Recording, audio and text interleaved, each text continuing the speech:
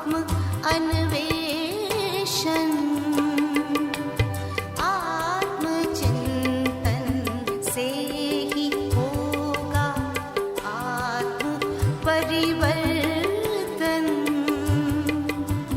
आत्म परिवर्तन करेगा, आत्म परिवर्तन करेगा, विश्व परिवर्तन आत्मचिंतन से ही होगा।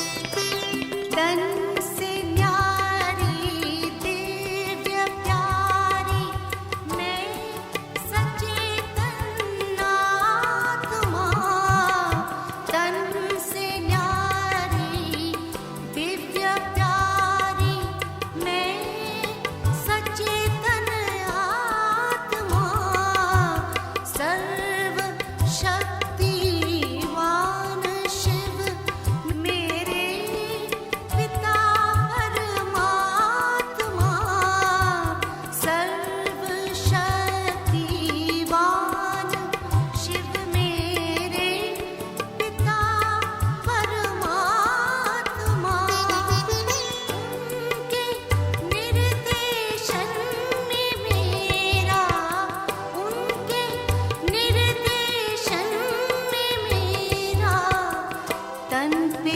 अनुशासन, आत्मचिंतन से ही होगा आत्म परिवर्तन। आत्म परिवर्तन करेगा, आत्म परिवर्तन करेगा, विश्व परिवर्तन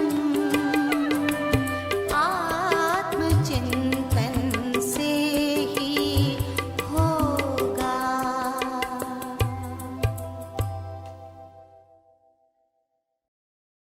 ओम शांति।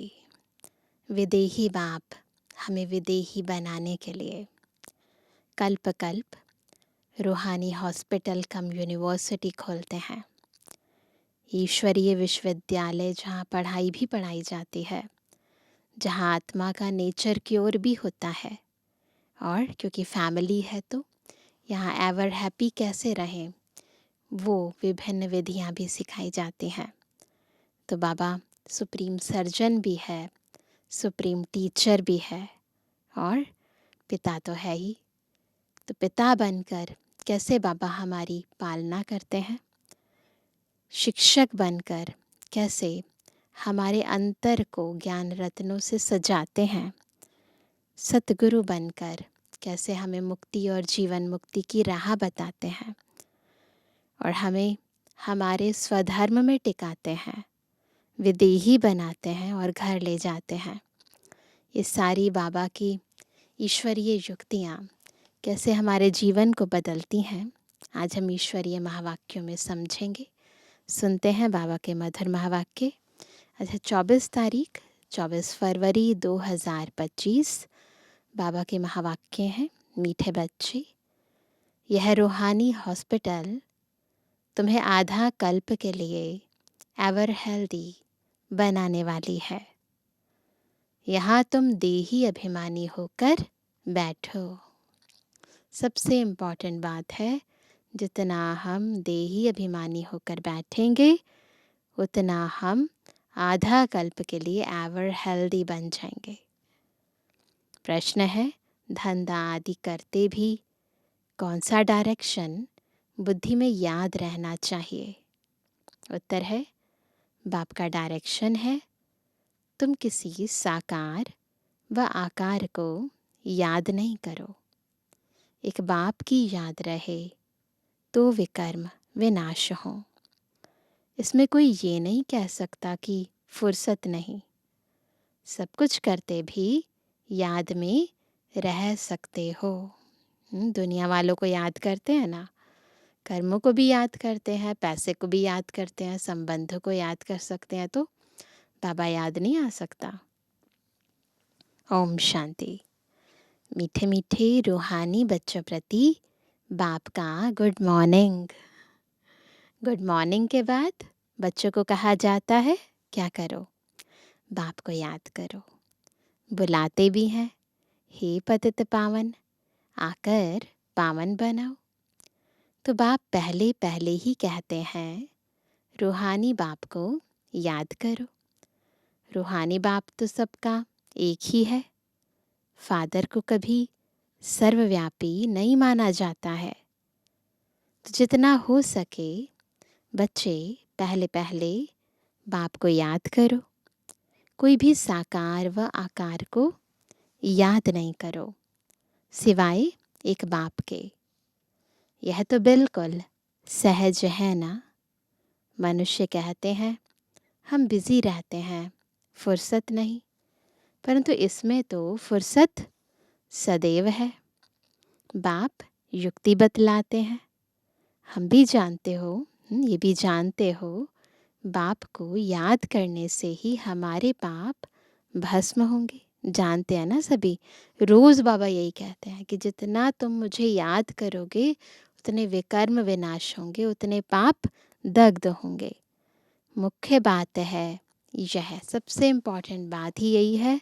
सारे ज्ञान का सार ही यही है, बाबा को याद करो। धंधे आदि की कोई मना नहीं है, वह सब करते हुए सिर्फ बाप को याद करो तो विकर्म विनाश हो। यह तो समझते हैं हम पतित हैं। साधु संत ऋषि मुनि आदि सब साधना करते हैं। साधना की जाती है भगवान से मिलने की। सो जब तक उनका परिचय ना हो तब तक तो मिल नहीं सकते। तुम जानते हो बाप का परिचय दुनिया में कोई को भी नहीं है। देह का परिचय तो सबको है। बड़ी चीज़ का परिचय झट हो जाता है। आत्मा का परिचय तो जब बाप आए तब समझाएं।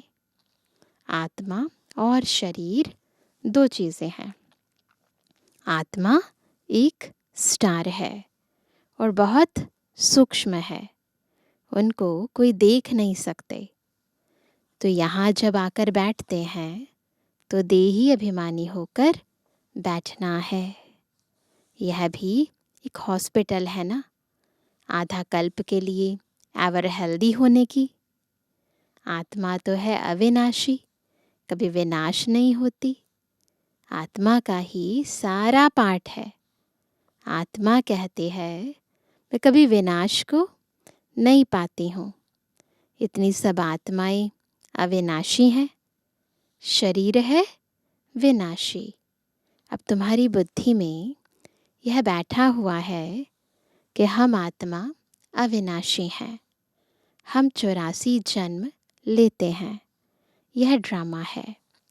इसमें धर्म स्थापक कौन कौन कब आते हैं, कितने जन्म लेते होंगे, ये तो जानते हो।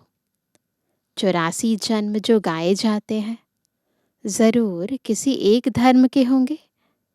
सभी के तो हो ना सके। सब धर्म इकट्ठे तो आते नहीं। हम दूसरों का हिसाब क्यों बैठ निकालें, क्योंकि हमारा कौन सा धर्म है? आदि सनातन देवी देवता धर्म। जानते हैं फलाने फलाने समय पर धर्म स्थापन करने आते हैं, उसकी फिर वृद्धि होती है। सब सत्व प्रधान से तमो प्रधान तो होने ही है। दुनिया जब तमो प्रधान होती है तब फिर बाप आकर सत्व प्रधान सतयुग बनाते हैं। अभी तुम बच्चे जानते हो हम भारतवासी ही फिर नई दुनिया में आकर राज्य करेंगे और कोई धर्म नहीं होगा। तुम बच्चों में भी जिनको ऊंच मर्तबा लेना है वह जास्ती याद में रहने का पुरुषार्थ करते हैं और समाचार भी लिखते हैं कि बाबा हम इतना समय याद में रहता हूँ। तो हम ऐसा करते हैं, याद में रहना और फिर याद का समाचार देना। कहीं तो पूरा समाचार लज्जा के मारे देते नहीं।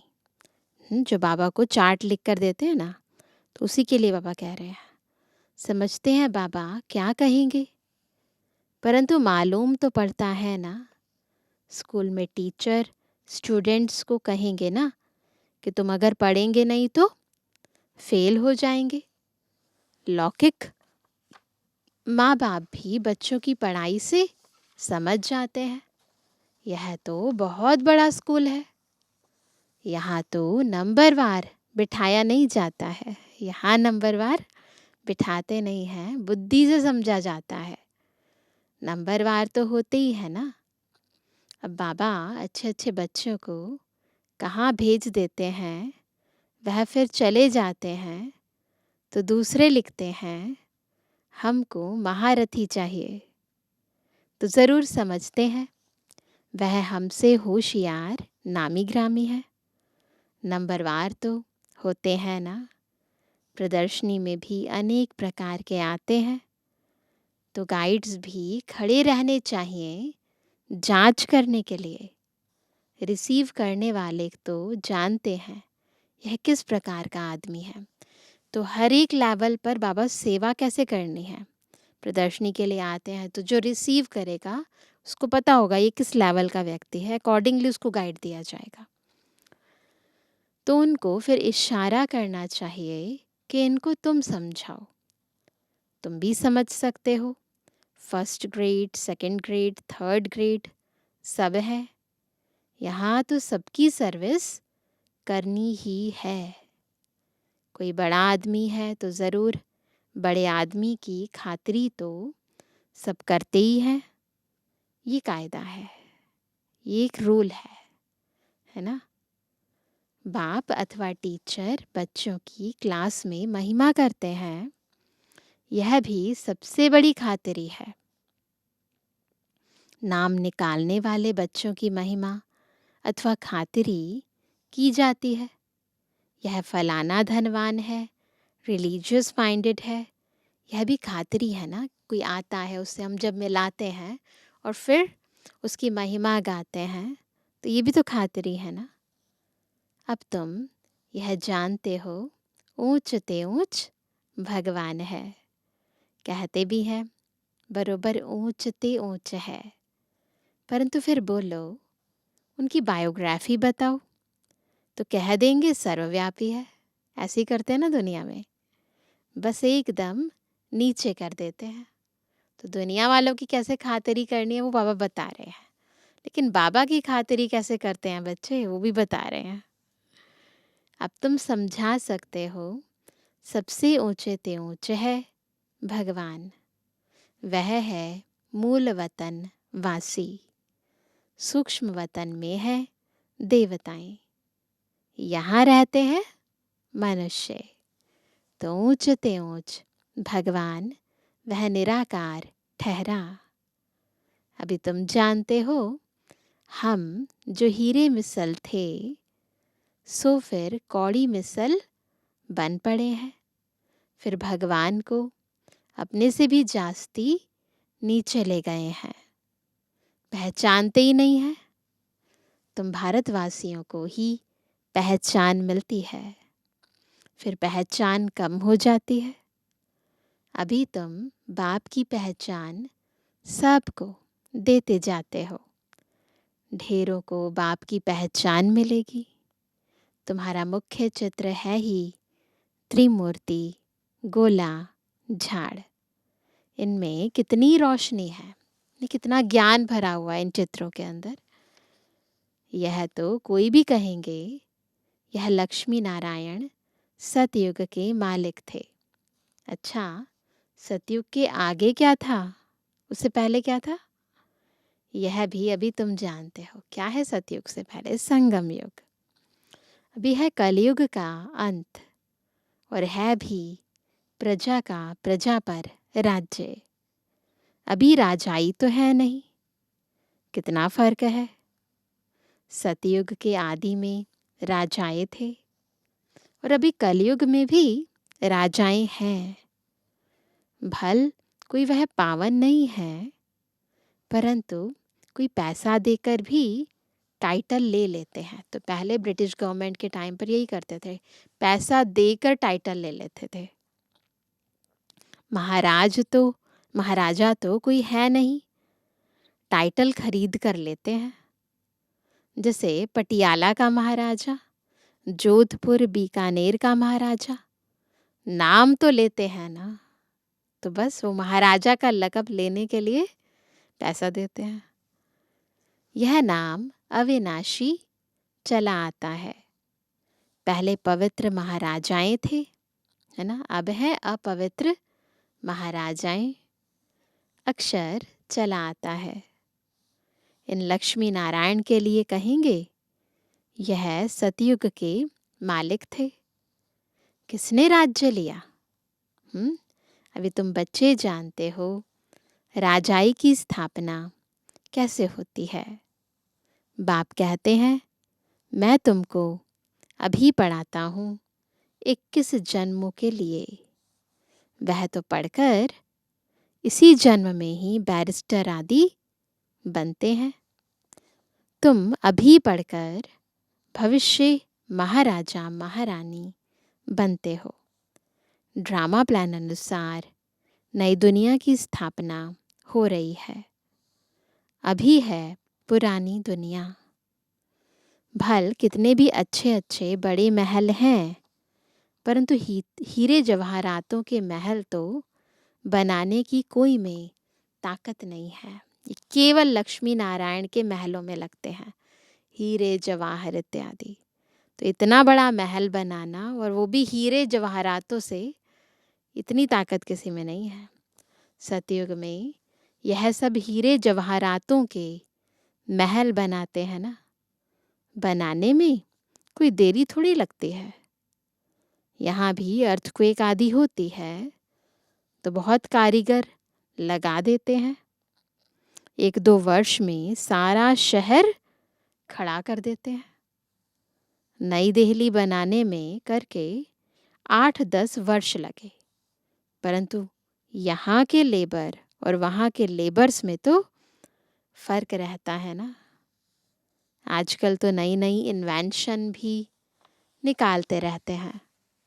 मकान बनाने की साइंस का भी जोर है, सब कुछ तैयार मिलता है। अभी ऐसा ही है, सब कुछ रेडीमेड मिलता है, ले आते हैं, है ना, और उसके बाद उसे बिल्कुल सेट कर देते हैं, घर बना देते हैं। तो ऐसे ऐसी दीवारें अपने आप ही रेडीमेड मिलती हैं, तो जल्दी से मकान तैयार हो जाता है। झट फ्लैट तैयार, सब कुछ तैयार मिलता है ना, बहुत जल्दी जल्दी बनते हैं। तो यह सब वहाँ काम में तो आते हैं ना। तो यही चीज़, यही आर्ट, यही इन्वेंशन वहाँ पे काम में आती है। यह सब साथ चलने हैं। संस्कार तो रहते हैं ना, यह साइंस के संस्कार भी चलेंगे। तो अब बाप बच्चों को समझाते रहते हैं, पावन बनना है तो बाप को याद करो। बाप भी गुड मॉर्निंग कर फिर शिक्षा देते हैं। बच्चे बाप की याद में बैठे हो, चलते फिरते बाप को याद करो, क्योंकि जन्म जन्मांतर का सिर पर बोझा है। सीढ़ी उतरते उतरते 84 जन्म लेते हैं। अभी फिर एक जन्म में चढ़ती कला होती है। जितना बाप को याद करते रहेंगे, उतना खुशी भी होगी, ताकत मिलेगी। बहुत बच्चे हैं जिनको आगे नंबर में रखा जाता है, परंतु याद में बिल्कुल रहते नहीं हैं। तो चेक करें हम कैसे हैं। भल ज्ञान में तीखे हैं, परंतु याद की यात्रा है नहीं। बाप तो बच्चों की महिमा करते हैं, यह भी नंबर 1 में है, तो ज़रूर मेहनत भी करते होंगे ना। ब्रह्म बाबा के लिए कह रहे हैं, बाबा तुम हमेशा समझो कि शिव बाबा समझाते हैं तो बुद्धि योग वहाँ लगा रहेगा। हमेशा बुद्धि में ये रहे कि कौन समझाते हैं, बाबा, है ना। यह भी सीखता तो होगा ना। फिर भी कहते हैं बाबा को याद करो। किसको भी समझाने के लिए चित्र हैं। भगवान कहा ही जाता है निराकार को। वह आकर शरीर धारण करते हैं। एक भगवान के बच्चे, सब आत्माएं भाई भाई हैं। अभी इस शरीर में विराजमान है। सभी अकाल मूरत है। यह अकाल मूरत यानी आत्मा का तख्त है। अकाल तख्त और कोई खास चीज नहीं है। ऐसा कोई तख्त नहीं है, यही तख्त है। यह तख्त है अकाल मूरत का। कौन सा? ब्रह्मा बाबा की भ्रुकुटी। तो बाबा कहते हैं कि ये तख्त है अकाल मूरत का। भ्रुकुटी के बीच में आत्मा विराजमान होती है। इसको कहा जाता है अकाल तख्त। अकाल तख्त अकाल मूरत का। आत्मा है अकाल मूरत और आत्मा का, अकाल मूरत आत्मा का ये तख्त है।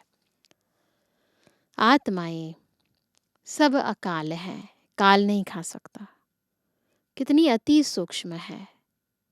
बाप तो है निराकार। वह अपना तख्त कहाँ से लाए? बाप कहते हैं मेरा भी यह तख्त है। मैं आकर इस तख्त का लोन लेता हूँ। ब्रह्मा के साधारण बूढ़े तन में अकाल तख्त पर आकर बैठता हूँ। अभी तुम जान गए हो सब आत्माओं का यह तख्त है। मनुष्यों की ही बात की जाती है, जानवरों की तो बात नहीं। पहले जो मनुष्य जानवर से भी बदतर हो गए हैं वह तो सुधरे। आधार सारा मनुष्य आत्माओं पर है। मनुष्य सुधर गए तो फिर प्रकृति भी सुधर जाएगी और जानवर भी सुधर जाएंगे। कोई जानवर की बात पूछे, बोलो पहले अपने को तो सुधार लो, है ना। ऐसे बोलो। कोई पूछे ना तो कहो, बोलो पहले अपना तो सुधार करो। सतयुग में तो जानवर भी बड़े अच्छे फर्स्ट क्लास होंगे। किचड़ा आदि कुछ भी नहीं होगा, है।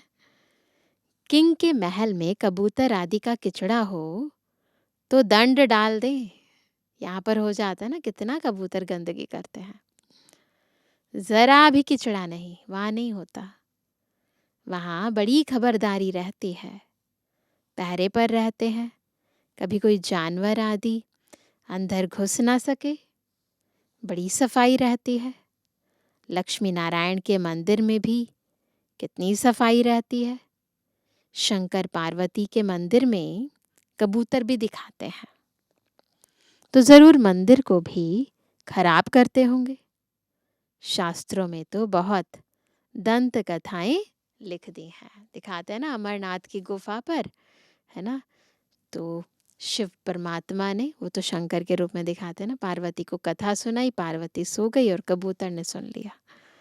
तो इसीलिए वहां पर फिर कबूतर भी दिखाते हैं। अभी बाप बच्चों को समझाते हैं। उनमें भी थोड़े हैं जो धारणा कर सकते हैं। इम्पॉर्टेंट है धारणा, बाकी तो कुछ नहीं समझते। बाप बच्चों को कितना प्यार से समझाते हैं। बच्चे बहुत बहुत मीठे बनो, मुख से सदैव रत्न निकलते रहें। तुम हो रूप बसंत। तो योगी तो आत्मा भी है, ज्ञानी तो आत्मा भी है। तुम्हारे मुख से पत्थर नहीं निकलने चाहिए। आत्मा की ही महिमा होती है। आत्मा कहती है मैं प्रेसिडेंट हूँ, फलाना हूँ, मेरे शरीर का नाम यह है। अच्छा, आत्माएं किसके बच्चे हैं? एक परमात्मा के। तो ज़रूर उनसे वर्षा मिलता होगा, वह फिर सर्वव्यापी कैसे हो सकता है? तुम समझते हो, हम भी पहले कुछ नहीं जानते थे, अभी कितनी बुद्धि खुली है। तुम कोई भी मंदिर में जाएंगे, समझेंगे यह तो सब झूठे चित्र हैं। 10 भुजा वाला, हाथी की सूंड वाला कोई चित्र होता है क्या? पॉसिबल है किसी के 10 हाथ हों या हाथी की सूंड हो? दिखाते हैं ना गणेश जी की, देवियों की, पर वास्तविकता में सब प्रतीकात्मक है, सिंबॉलिक है। यह सब है भक्ति मार्ग की सामग्री। वास्तव में भक्ति होनी चाहिए एक शिव बाबा की, जो सबका सदगति दाता है। तुम्हारी बुद्धि में है, यह लक्ष्मी नारायण भी 84 जन्म लेते हैं, फिर ऊंचते ऊंच बाप ही आकर सबको सदगति देते हैं। उनसे बड़ा कोई है नहीं। यह ज्ञान की बातें तुम्हारे में भी नंबरवार धारण कर सकते हैं। धारणा नहीं कर सकते तो बाकी क्या काम के रहे। इम्पॉर्टेंट है धारणा। कहीं तो अंधों की लाठी बनने के बदले अंधे बन जाते हैं। होता है ना ऐसे, दूसरे को समझाने जाते हैं और खुद ही बिगड़ जाते हैं। गऊ जो दूध नहीं देती तो उसे पिंजरपुर में रखते हैं। यह भी ज्ञान का दूध नहीं दे सकते हैं। बहुत है जो कुछ पुरुषार्थ नहीं करते, समझते नहीं कि हम कुछ तो किसका कल्याण करें। अपनी तकदीर का ख्याल ही नहीं रहता है। बस जो कुछ मिला सो अच्छा, इसीलिए पुरुषार्थ करना है ना, ऊंच दर्जा पाना है ना, तो बाप कहेंगे इनकी तकदीर में नहीं है। अपनी सदगति करने का पुरुषार्थ तो करना चाहिए। देही अभिमानी बनना है। बाप कितना ऊंचते ऊंच है, और आते देखो कैसे पुरानी दुनिया पतित शरीर में है। उनको बुलाते ही पतित दुनिया में है। जब रावण दुख देते हैं तो बिल्कुल ही भ्रष्ट कर देते हैं। तब बाप आकर श्रेष्ठ बनाते हैं। जो अच्छा पुरुषार्थ करते हैं वह राजा रानी बन जाते हैं। जो पुरुषार्थ नहीं करते वह गरीब बन जाते हैं। तकदीर में नहीं है तो तदबीर कर नहीं सकते। कोई तो बिल्कुल, कोई तो बहुत अच्छी तकदीर बना लेते हैं। तो इसीलिए क्या करना है? मेहनत करनी है, धारणा करनी है, आत्माओं की सेवा करनी है। तो कोई तो बहुत अच्छी तकदीर बना लेते हैं। हर एक अपने को देख सकते हैं कि हम क्या सर्विस करते हैं। अच्छा, हम इस मीठे से किरते बच्चों पर माता पिता का याद प्यार और गुणगान। हम रूहानी बच्चों की, रूहानी बाप दादा को गुड मॉर्निंग, नमस्ते नमस्ते नमस्ते। धारणा के लिए मुख्य सार पहला, रूप बसंत बन मुख से सदैव रत्न निकालने हैं। सदैव रत्न निकालने हैं। बहुत बहुत मीठा बनना है। कभी भी पत्थर यानी कटु वचन नहीं निकालना है। दूसरा पॉइंट, ज्ञान और योग में तीखा बन अपना और दूसरों का कल्याण करना है। अपनी ऊंच तकदीर बनाने का पुरुषार्थ करना है। अंधों की लाठी बनना है। आज का वरदान है, संतुष्टता द्वारा सर्व से प्रशंसा प्राप्त करने वाले सदा प्रसन्न चित्त भव। सदा प्रसन्न चित्त कौन रहेगा? जो संतुष्टता द्वारा, सर्व प्राप्ति स्वरूप जो है ना, वो संतुष्ट रहता है। तो संतुष्टता से सर्व की प्रशंसा जो प्राप्त करेगा वही प्रसन्न चित्त होगा। संतुष्टता की निशानी प्रत्यक्ष रूप में प्रसन्नता दिखाई देगी। और जो सदा संतुष्ट व प्रसन्न रहते हैं उनकी हर एक प्रशंसा अवश्य करते हैं। तो प्रशंसा प्रसन्नता से ही प्राप्त कर सकते हो। इसलिए सदा संतुष्ट और प्रसन्न रहने का विशेष वरदान स्वयं भी लो और औरों को भी दो, क्योंकि इस यज्ञ की अंतिम आहुति सर्व ब्राह्मणों की सदा प्रसन्नता है। जब सभी सदा प्रसन्न रहेंगे तब प्रत्यक्षता का आवाज़ गूंजेगा, अर्थात विजय का झंडा लहराएगा। आज का स्लोगन है डायमंड बन। डायमंड बनने का मैसेज देना ही डायमंड जुबली मनाना है। डायमंड बनना है और डायमंड बनने का मैसेज सबको देना है, तब डायमंड जुबली बनती है। आज का व्यक्ति इशारा, एकांत प्रिय बनो, एकता और एकाग्रता को अपनाओ। एकांतवासी बनना अर्थात चारों ओर के वाइब्रेशन से परे चले जाना। कई ऐसे होते हैं जिन्हें एकांत पसंद नहीं आता। संगठन में रहना, हंसना, बोलना ज़्यादा पसंद आता। लेकिन यह हुआ बाह्य मुक्ता में आना। अभी अपने को एकांतवासी बनाओ, अर्थात सर्व आकर्षण के वाइब्रेशन से अंतर्मुख बनो। अब समय ऐसा आ रहा है जो यही अभ्यास काम में आएगा। अगर बाहर की आकर्षण के वशीभूत होने का अभ्यास होगा तो समय पर धोखा दे देगा। इसलिए एकांतवासी बनने का अभ्यास करना है। अच्छा, ओम शांति।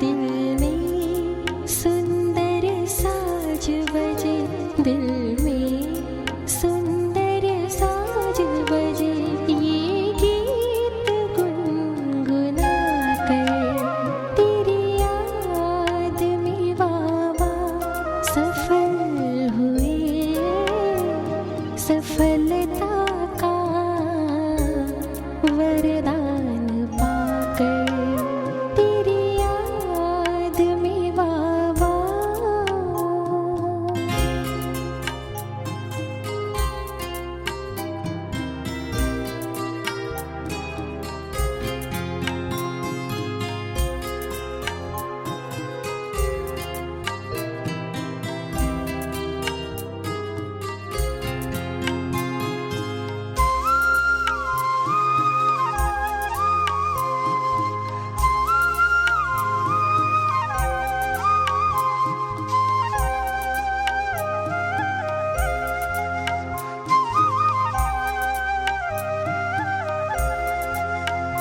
दिव्य प्रकाश के पुंज है अलौकिक ये शक्तियाँ,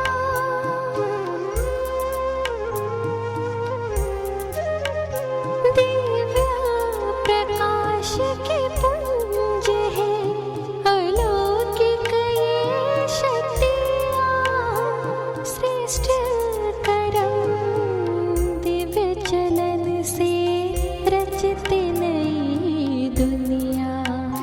अब तो मंजिल को पाना, अब तो मंजिल को पाना, सब कुछ ये भुला कर तेरी याद में बाबा सफल हुए, सफलता का